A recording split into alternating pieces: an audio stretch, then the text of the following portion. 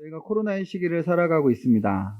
코로나가 뭐 한 2, 3월부터 시작된 코로나가 이렇게 오래 갈지 몰랐죠. 여러분 이렇게 오래 갈지 몰랐겠죠. 그렇죠? 뭐 금방 뭐 어떻게 되겠지 이렇게 했는데 이게 뭐 올해는 당연히 갈 거고 내년은 잡히려나 아마 이런저런 생각들이 드는 시간 가운데 있습니다. 근데 이것들이 이렇게 길어지면서 사실 이 집중해야 할 것들이 좀 흐릿해지고 영원하지 않은 것들, 잠시 있다가 사라질 것들에 대해서 우리의 마음과 생각이 빼앗기게 되는 일들이 계속 있게 됩니다. 그래서, 잘못하여지면 그리스도인들이 이 상황에 길들여지거나, 아니면 되게 악독해지거나, 이 상황에 그냥 이렇게 순응하게 돼서 길들여지거나, 아니면 이 상황에 저항하다가 막 되게 독을 품게 되거나, 뭐 이런 식으로 하나님 앞에서 바르게 이 상황들을 좀 보내지 않으면, 우리가, 이렇게 빗나가게 되는 것이죠. 오늘 이 마라나타 워십을 통해서, 종말론적 관점에서, 그러니까 우리 주님의 다시 오심의 관점과 영원한 관점에서 지금 우리가 현재를 바라보게 되고, 그러면 우리가 어떻게 살아야 되고 지금 무엇을 해야 될지가 좀 더 분명해지고 명확해질 것 같아요. 그래서 오늘 본문의 하나님의 말씀에 따라서 지금 우리 주님이 다시 오실 것이고, 우리 주님의 영원한 관점에 따라서 우리는 지금 어떤 마음을 가져야 되는가, 어떻게 살아가는 것이 지금 최고로 성경적인 삶을 살아내는 것인가 라는 것들을 좀 오늘 보려고 합니다. 오늘 말씀의 제목은 좀 따라해 보실까요? 문제도 하나, 답도 하나. 답도 하나예요. 예, 오늘 말씀의 제목은 문제도 하나, 답도 하나입니다. 이런 재난과 어려움, 환난의 시간들에 대해서 우리가 그리스도인으로서 잘 행동하기 위해서는 먼저 두 가지에 대한 이해가 분명해야 되는데요. 이것은 왜라는 질문에 대한 두 가지 대답인데, 하나는 주권자가 누군가, 주권자와 관련된 거예요. 이 배후에서 이 궁극적인 원인은 무엇이냐, 어떤 원인으로 인하여 지금 이 일이 일어나고 있느냐와 관련된 것인데, 그것은 주권자가 누구냐, 라는 것이고, 다른 하나는 또 왜와 관련된 것인데, 그것은 그럼 문제의 내용은 무엇이냐라는 거예요. 문제의 내용은 무엇이냐. 우리의 삶이 지금 이 코로나의 시간들을 살아가고 있습니다. 2020 학번들은 학교를 별로 와보지도 못한 채 후배를 맞이하게 되는 일들이 있게 되겠죠. 20 학번과 21 학번이 그냥 같이 학교에 들어와서 뭔가 어리버리한 네, 뭐 그런 이렇게 저기를 보게 될 것 같아요. 뭐 이런 상황, 이런 한 번도 경험해보지 못했던 이런 상황들이 도대체 왜 일어난 것이냐, 어떻게 일어나게 된 것이냐, 이 문제가 일어난 가장 근원적이고 근본적인 이유를 탐구해야 그리스도인으로서 지금 어떤 행동을 해야 될지를 잘 분별할 수 있게 됩니다. 여러 답들이 있을 수 있습니다. 사람들은 여러 가지의 답으로 이렇게 생각할 수 있어요. 여러 음모론도 있을 수 있고, 음모론이 아니더라도 여러 가지 가능성 있는 대답들이 있을 것입니다. 이런 종류의 대답들은 뭔가 그 분야에 종사하는 사람들은 그것들 나름대로 잘 이해하고 설명을 할 수 있어야 하겠지만, 우리가 오늘 질문하는 왜 일어났는가, 이 일이 도대체 왜 일어났는가라고 하는 이 근원과 궁극적인 원인과 주권자와 관련된 이 질문은 우리가 이 땅 가운데서 일어나고 있는 이 상황을 분별할 가장 근본적인 근원적인 원인을 탐구하는 질문인 것입니다. 왜냐하면 이 질문에 대해 답을 제대로 이해해야 우리는 영원한 수준에서 행할 수 있는 것, 영원한 의미에서 행할 바를 발견할 수 있기 때문입니다. 이에 대한 성경의 답은 분명합니다. 바로 이 일은 하나님의 손에서 일어나고 있습니다. 아멘인가요? 우리 주님은 이 세상 가운데 일어나는 모든 일들에 대하여 주권을 가진 분으로 성경에 소개되고 있습니다. 참새 한 마리도 하나님께서 허락하시지 않으시면 떨어지지 않는 것이죠. 그런데 이 일이 정말 수백만 명의 사람들이 죽고 수천만 명의 사람들이 확진이 되어지는 이 일이 하나님의 주권과 관련 없이 이루어졌다라고 생각할 수 없는 것이죠. 성경은 하나님의 손 안에서 이 일이 이루어지고 있다라고 말하고 있습니다. 우리는 이것을 철저하게 믿어야 됩니다. 그래서 이 진리에 우리의 생각이 푹 잠겨야 돼요. 이게 하나님의 손 안에 있구나라는 것. 거기서부터 우리가 어떻게 행동해야 할지가 완전히 거기서부터 나오게 되는 거예요. 여기에서부터 우리는 모든 의미 있는 것들을 찾아낼 수 있습니다. 이것이 인격이신, 온 우주의 주권자이신 인격이신 우리의 아버지의 손으로부터 나온 것이 아니라 그저 우연에 의한 것이라면 그것은 곧 모든 의미의 죽음을 가리키게 됩니다. 아무런 의미도 찾을 수 없고 여기서 배울 것은 없게 되는 것이죠. 우연히 길을 가다가 우연히 맞았어요. 그러면 우연히 맞았는데 맞은 이유를 찾는 것은 되게 우스운 일이겠죠. 그냥 우연히 맞았기 때문에 그렇죠.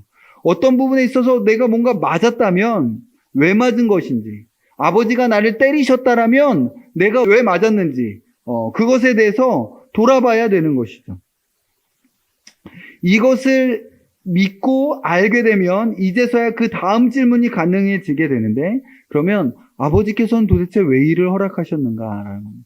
아버지께서는 왜 이 일을 허락하셨는가? 아버지께서는 왜 우리에게 코로나를 허락해 주셨는가라는 거예요. 여러분은 그 답을 알고 계십니까? 여러분은 지금 그 답을 아는 자로 6, 7개월을 살아오셨습니까? 이게 되게 중요해요. 그 답을 알아야 돼요. 안 그러면 우리에게 이 시간들은 되게 힘들고 괴로운 이 시간들은 그냥 힘들고 괴로운 시간들로 끝나게 되어져 버리기 때문에 그렇습니다. 그러면 도대체 문제가 무엇인가, 문제의 내용이 무엇인가를 우리는 발견해야 됩니다. 이에 대한 답을 오늘 본문의 11절, 우리가 읽은 마지막 절에서 주고 있습니다. 같이 읽어봅시다. 시작. 무릇 징계가 당시에는 즐거워 보이지 않고 슬퍼 보이나 후에 그로 말미암아 연단받은 자들은 의와 평강의 열매를 맺느니라. 네, 제가 10절도 한번 읽어볼게요. 그들은 잠시 자기의 뜻대로 우리를 징계하였거니와 오직 하나님은 우리의 유익을 위하여 그의 거룩하심에 참여하게 하셨느니라. 하나님께서 자기 자녀들, 자기 백성을 징계하시는 것의 목적은 모두 다 이것으로 수렴되는데 바로 거룩함에 참여하게 하시는 것. 다른 말로 10절의 말로 하면 거룩함에 참여하게 하시는 것이고 11절의 말로 하면 의와 평강의 열매를 맺게 하시는 것입니다. 그게 모든 하나님의 징계하심의 목적의 수렴점이에요. 의와 평강의 열매를 맺게 하시는 것. 그래서 코로나의 시간들을 통과한 후에 우리의 삶 가운데 우리는 봐야 되는 거예요. 내 삶 가운데 의와 평강의 열매를 맺히고 있는가, 지금 내가 지금 거룩함에 참여하는 자로 이 시간들을 보내고 있는가, 아니면 세상에 길들여지는 것과 아니면 그저 악독을 품고 다른 사람을 비난하고 그냥 누군가를 평가하는 것으로 지금 내가 이 시간을 보내고 있는가. 우리는 이것과 이것 사이에 지금 싸움을 하고 있는, 영적인 치열한 싸움을 하고 있는 순간임을 우리는 돌아봐야 되는 것이죠. 의와 평강의 열매를 맺는 것, 거룩함에 참여하는 것이 아니라면 우리는 그저 세상이 말하는 것들에 대하여 길들여지거나 아니면 그것들에 대해서 그냥 누구를 탓하고 욕하면서 악독과 쓴뿌리만 가득 쥐어짜내는 사람들이 되게 되는 것입니다. 코로나뿐만 아니라 지금은 되게 코로나가 중요한 문제여서 코로나에 대해서 이야기했지만 코로나뿐만 아니라 우리는 우리의 삶에서 여러 어려움들을 맞닥뜨리게 됩니다. 여러 종류의 어려움들이 인생을 살다 보면 경험하게 되는 거죠. 나이가 드는 것은 어쩌면 더 무거운 어려움을 경험하게 되는 것 같아요. 그냥 나이가 들면 들수록 더 무거운 어려움들을 경험하게 되는 것이 나이가 드는 것이 아닌가 싶습니다.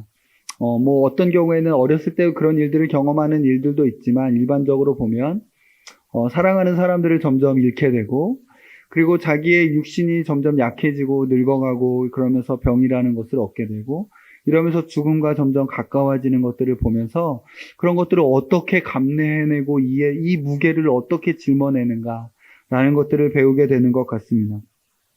건강의 문제, 재정의 문제, 관계의 문제 등 여러 문제들이 살다 보면 이렇게 계속 우리를 향하여 다가오고 충돌하게 됩니다. 그런데 이런 모든 어려움들은 너의 지혜를 사용해서 잘 해결해봐라 라고 말하고 있는 것이 아니고 문제를 해결하고 환호해라. 너의 능력을 입증해라. 너의 문제 해결 능력을 세상 가운데 나타내 보여라 라는 목적으로 주어진 것이 아니라는 사실을 기억하셔야 됩니다. 그런 게 아니라는 것이죠.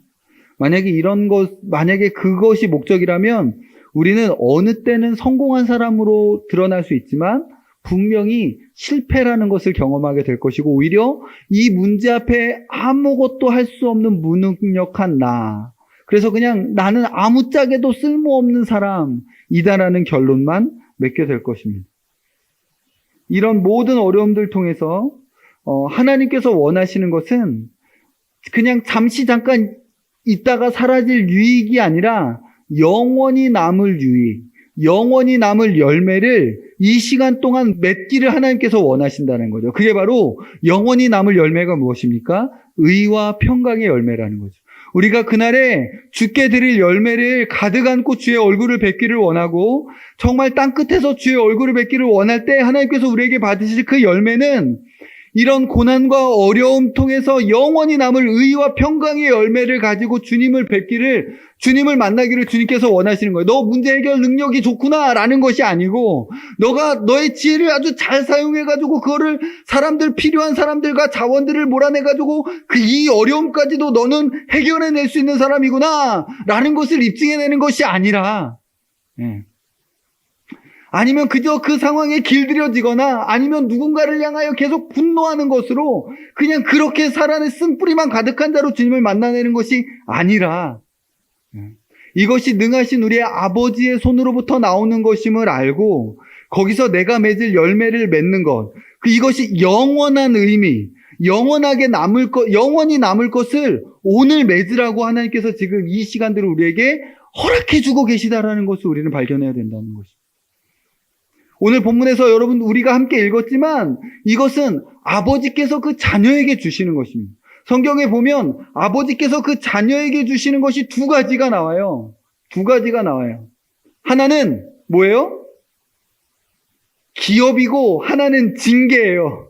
하나는 그 기업, 영원한 후사로서 유업과 기업을 주시는 것이고, 아들과 아들의 영을 받은 사람에게 주시는 것이 유업 아니면 징계라고 오늘 본문에서 이야기하고 있는 거예요. 근데 이 둘이 같은 거인 걸 보는 거예요. 이 두 개가 다른 게 아니고 아버지께서 그 사랑하시는 자에게 주시는 한 덩어리의 것임을, 징계 안에서 하나님께서 유업과 기업을 주기를 원하시고 복음과 함께 고난을 받기를 원하시는 그 하나님의 그 손을 보게 되는 것이죠. 이것이 하나님께서 매우 조심스럽게 하나님의 지혜를 따라서 우리를 징계하실 때에 하나님께서 우리를 주목하시며 목적하시는 단 한 가지라는 것입니다. 의와 평강의 열매. 의와 평강의 열매. 우리가 이제 한 7개월 정도, 코로나가 발생하고 한 7개월 정도의 시간이 됐죠. 이 시간 동안 우리는 어디에 집중을 했는지 돌아보셔야 됩니다. 내가 지금 어디에 집중하면서 살았는가? 내가 영원히 남을 것을 위해서 살았는가?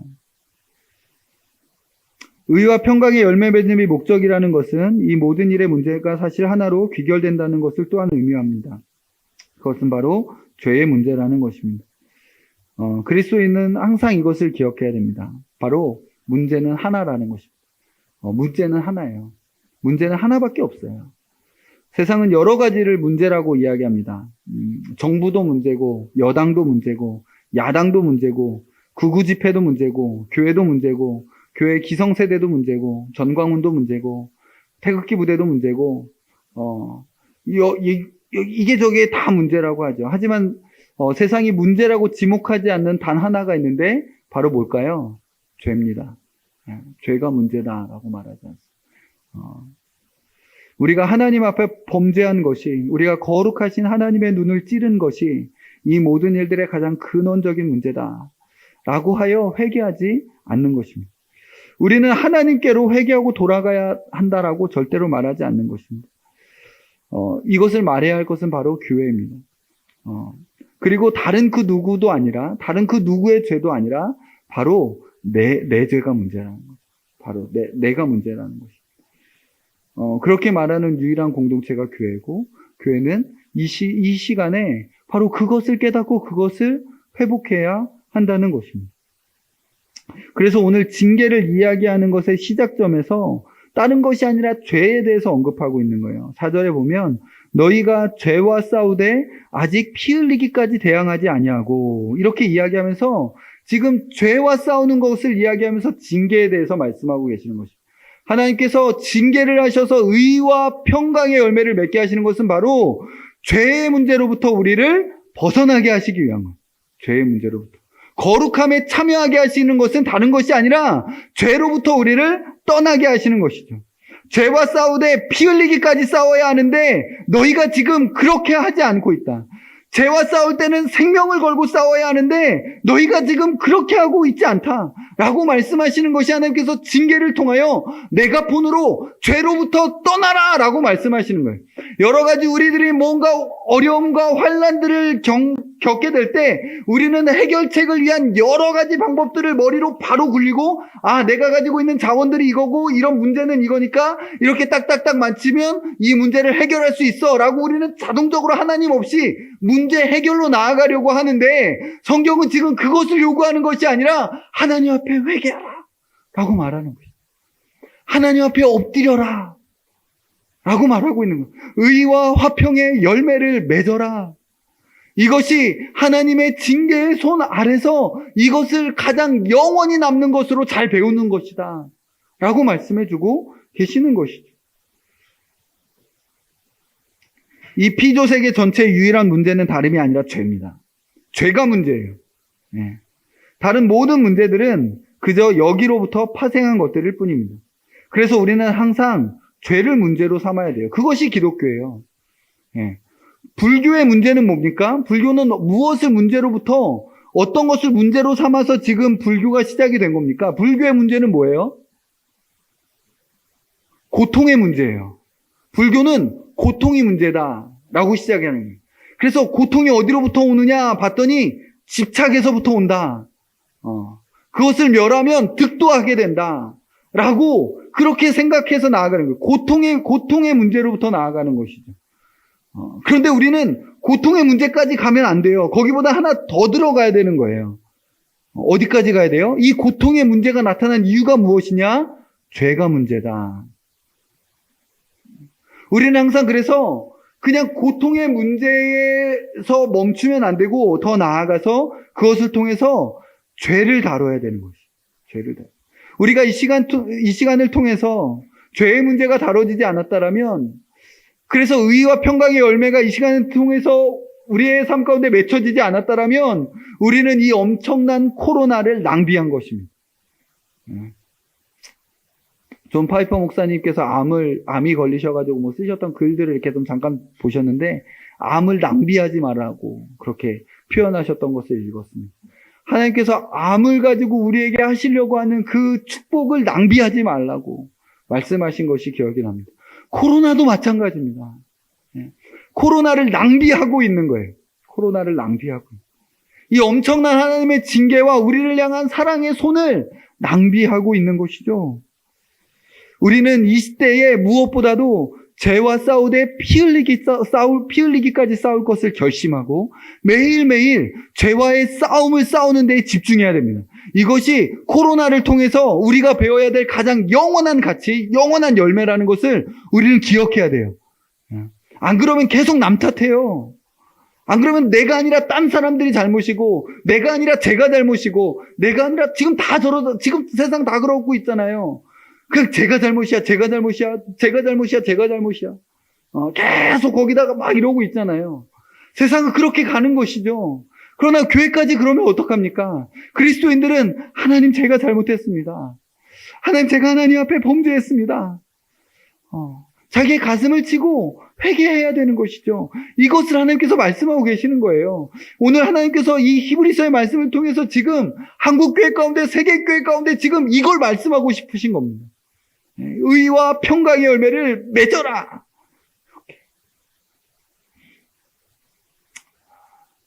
5절에 보면 이렇게 이야기하고 있어요. 또 아들들에게 권하는 것 같이 너희에게 권면하시는 말씀도 잊었도다 일렀으되 뭐라고 말씀? 내 아들아 주의 징계하심을 경히 여기지 말며 그에게 꾸지람을 받을 때에 낙심하지 말아라. 징계를 받을 때 빠질 수 있는 두 개의 함정에 대해서 말해주고 있는데 하나는 그것을 가볍게 여기는 것이고 그냥 괜찮아 견딜만해 가볍게 여기는 것이고 또 하나는 그것을 너무 무겁게 여겨서 아예 낙심해 버리는 것입니다. 하나는 너무 그냥 가볍게 여기거나 하나는 아예 낙심해버리거나, 이게 하나님의 징계가 있을 때에 사람들이 빠지게 되는 두 가지 위험이라는 거죠. 이거 하나하나를 오늘 자세히 볼 것은 없습니다. 자세히 볼 수는 없어요. 그런데 하고 싶은 이 본문의 히브리서 기자가 하나님께서 이 말씀을 통해서 하시고자 하는 말씀은 분명합니다. 뭐냐 하면 회개하지 않게 된다는 거예요. 경히 여기는 자들도 결국은 회개하지 않는다는 거고, 낙심하는 자들도 결국은 회개하지 않는다는 거예요. 그러니까 회개하지 않게 하기 위하여, 회개하지 않기 위하여 가는 곳이 가볍게 여기거나 아니면 아예 낙심해버리거나, 이 둘 다 잘못됐다. 니들이 가야 될 곳은 어디냐면 회개하는 곳으로 가야 된다 라고 말씀하시고자 하는 거예요. 우리는 어떻습니까? 이 코로나 앞에 우리는 지금 낙심하고 있습니까? 아니면 가볍게 여기고 있습니까? 어쩌면 둘 다 이리저리 가면서 결국 하나로만 가지 않기 위해서 좌로 갔다 우로 갔다, 회개하는 것으로만 가지 않으면 가볍게 여길 때도 있고 그냥 낙심할 때도 있고, 가볍게 여겼다가 낙심했다가 가볍게 여겼다가 낙심했다가 라고 하면서 아주 절묘하게 회개는 피하는 그런 삶을 살아가고 있는 건 아닌지 우리는 우리 자신을 되돌아봐야 되는 거예요. 되게 낙심하는 것처럼 무겁게 막 빠져 있는데, 막 거기에 완전히 생각이 빼앗겨져 있는데, 회개는 하고 있지 않다가. 그러다가 또, 괜히 너무 이렇게 빠져 있는 것 같아. 라고 하면서 가볍게 막 이런 것들을 어떻게 하다 보면 끝나게 되겠지. 라고 그냥 가볍게 생각하는데, 결국 회개는 하고 있지 않는. 어느 모로 보나 회개는 하지 않는. 영원한 것, 의와 평강의 열매는 맺지 않으려고 하는. 그런 모양과 태도로 우리가 있지 않은지 오늘 본문이 그것을 경고하고 있는 것입니다.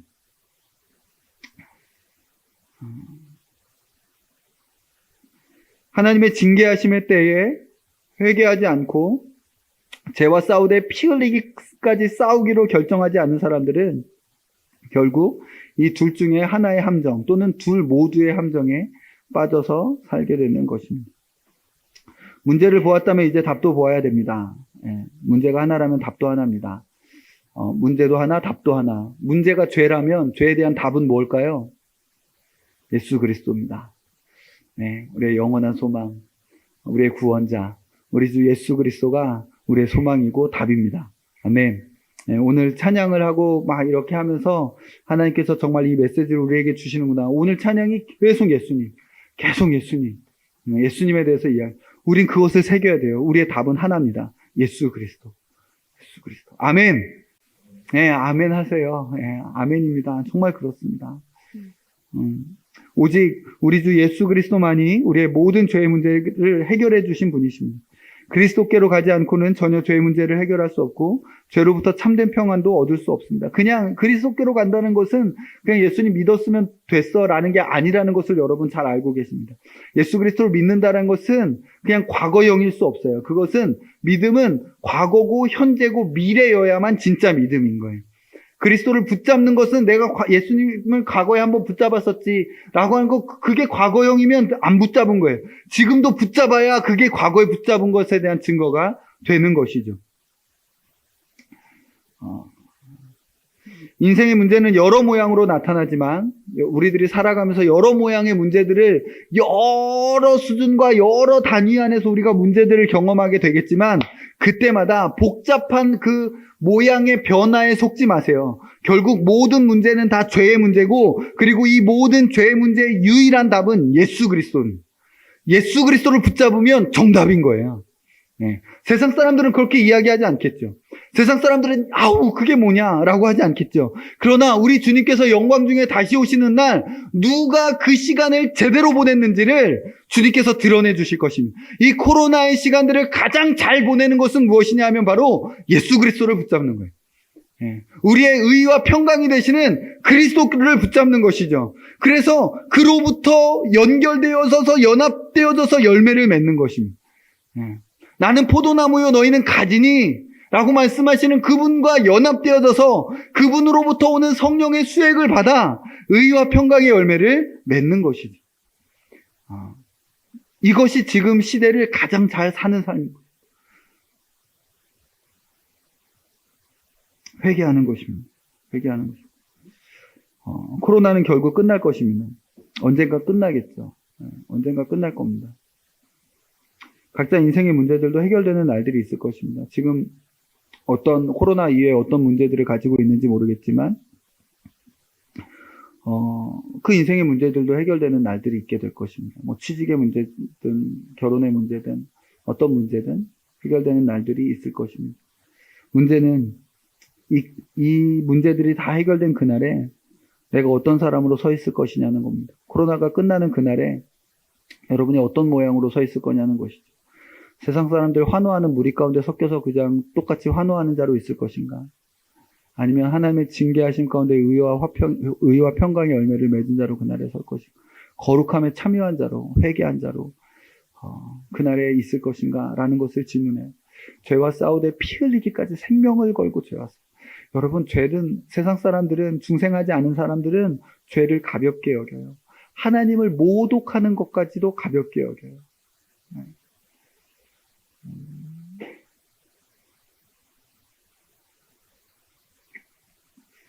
그러나 그리스도인들은 죄를 정말 심각한 것으로 여기는 사람들입니다. 죄를 정말 심각한 것으로 여기고 그것에 대해서 싸우는 것이죠.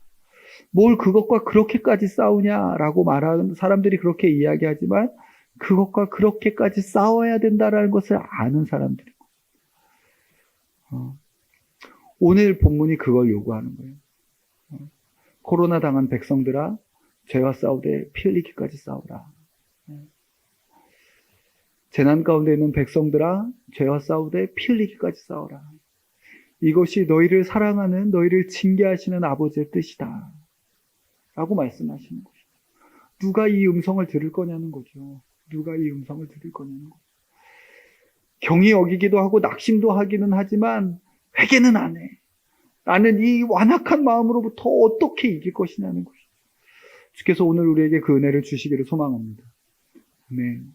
이 코로나의 시간들을 회상하며 그 해는 내 삶에 회개의 한 획을 긋는 시간이었어 라고 말할 수 있는, 이 코로나의 시간들이 끝난 후에 더 거룩한 자로 의와 평강의 열매를 더 많이 맺은 자로 설 수 있도록 그렇게 회개의 영을 구하며 매일매일 삶을 살아내는 것, 마스크를 쓰는 것보다 더 주께서 정말 내 입술에 파수꾼을 세워주시고 내 마음에 파수꾼을 세워주셔서 이 코로나 바이러스에 감염되는 것보다 더 죄에 감염되는 것을 더 무서워하며 살아가는 그것을 이 시간들 통해서 하나님께서 배우길 원하신다는 것이죠. 한 가지만 더 이야기하고 말씀을 마칠 텐데요. 오늘 이 답은, 이 코로나 시대에 어떻게 살아야 될 것인가 라는 것에 대한 이 답은 단순히 우리만의 대답이어서는 안 된다라는 것입니다. 이 시간들은 어떤 사람들에게는 형벌이 되고 어떤 사람들에게는 징계가 되는데요. 어떤 사람들에게는 형벌이 되냐면 자녀가 아닌 사람들에게는 그저 형벌이 되고 자녀인 이들에게는 징계가 됩니다. 형벌로 이 시간을 받는 사람들에게는 이 시간은 아무런 의미가 없습니다. 형벌로 이 시간을 경험하는 사람들은 계시록에서 보듯이 계시록에 하나님이 심판하시면 심판을 받는 사람들이 어떻게 해요? 어떻게 돼요? 마음이 완악하게 돼서 하나님을 더 욕하죠. 네, 그런 본문이 나옵니다. 지금 이미와 아직의 때에 그 계시록의 사건들이 성취되는 시대에 우리는 살고 있습니다. 하나님께서 이렇게 형벌하시고 하나님께서 이렇게 치시면 사람들이 하나님 앞에 회개해야 되는데 오히려 더 하나님을 욕하고 더 신성모독하고 점점 더 그 범죄함을 가중시키는 일들을 바깥에 있는 사람들은 하게 됩니다. 이 사람들에게 이 시간에 참된 의미를 찾아줄 수 있는 유일한 방법은 바로 그들이 예수님을 만나는 길밖에는 없습니다. 그래서 저기 있는 저 밖에 있는 사람들을 사랑하는 최고의 방법은 복음을 전해주는 것입니다. 지금 이 코로나의 시간들을 의와 평강의 열매를 맺어서 영원히 남을 것을 지금 빚어내고 있는 시간들이 아니라 그저 그들의 죄와 악으로 형벌을 더 쌓고 있는 저 사람들을 향해서 우리가 줄 수 있는 최고의 선물은 바로 복음인 것이죠. 아멘입니다. 그러므로 우리는 이 시대에 더 힘써서 복음을 전해야 됩니다. 우리는 생각을 분명히 해야 돼요. 어떤 이들은 지금은 복음을 전할 때가 아니야 이렇게 이야기를 하기도 합니다. 지금은 복음을 전할 때가 아니야. 지금은 교회가 착한 행동을 해서 기독교에 대한 인식이 바뀌도록 해야 할 때야 라고 이렇게 말을 합니다. 아니에요. 그렇게 접근하면 안 됩니다. 착한 행동을 해야 하는 것도 당연하고 바르고 선한 빛을 내는 삶들을 살아내는 것도 당연하지만 그것은 그렇게 살지 못했던 삶에 대해서 하나님 앞에 철저히 회개하고 그 징계하시는 손 앞에서 겸손하게 의와 평강의 열매를 맺는 것으로 해결하면 되는 것입니다. 복음이 환영받는 시대가 될 때까지 복음을 전하는 것을 유예한다는 것은 매우 이상한 생각이 아닐 수 없습니다. 우리는 저 사람들이 복음에 대해서 환영할 때까지 교회가 착한 일을 많이 해야 돼. 그때까지는 지금 복음을 전할 때가 아니야 라고 말하는 것은 사도 바울이 듣기에 정말 이상한 말일 것입니다. 세상이 언제 그렇게 되겠습니까? 우리는 때를 얻든지 못 얻든지 말씀을 전해야 할 것입니다. 우리는 복음을 전하는 것이 고난을 받는 일이라 할지라도 복음을 전해야 한다라는 것이죠. 주께서 말씀하신 대로 뱀처럼 지혜롭고 비둘기처럼 순결하게 우리는 우리의 복음 운동을 계속해야 하고 이것이 교회가 지금 이 시대에 세상에 줄 수 있는 가장 큰 선물이라는 것을 늘 기억해서 복음을 전해야 돼. 제자를 삼아야 된다는 것이죠. 이것에 대해서 우리는 고삐를 늦출 수 없는 것입니다. 지금 이 시대에 어떻게 그런 복음을 전할 것이고 지금 이 시대에 어떻게 사람을 만날 것인가, 한 사람 한 사람 어떻게 찾아갈 것인가. 지금 막 코로나가 이러니까 사람들이 우울증이 점점 더 심해지고 그러면서 자살하는 사람들도 증가하고 이런 일들이 막 일어나고 있다라고 하잖아요. 우리나라도 그렇고 옆 나라 일본도 그렇고 그뿐만 아니라 아마 세계가 많이들 그럴 것입니다. 이럴 때 우리는 어떻게 그 소외된 이들, 죽음 앞에 그냥 그렇게 던져진 이들에게 어떻게 우리가 찾아갈 수 있을까 고민하고 기도하면서 방법을 탐구하며 어찌하든지 복음을 전할 수 있도록 찾아가야 된다라는 것이죠.